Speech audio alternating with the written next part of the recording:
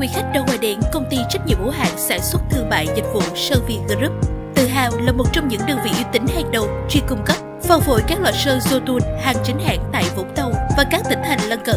Ngoài ra, chúng tôi còn nhận thi công trọn gói các hạng mục sơn nước, bá trăng, vách thạch cao, phao trị, thiết kế và thi công nội thất, thạch cao với đội ngũ nhân viên chuyên nghiệp, sản phẩm chính hãng, giá cả cạnh tranh, cam kết mang lại cho bạn một không gian sống lý tưởng với các công trình chất lượng nhất. Hotline 0976 187 766 0937 966 137, website sânvietgroup.com. Sơn Việt Group vững bền theo thời gian. Trân trọng cảm ơn.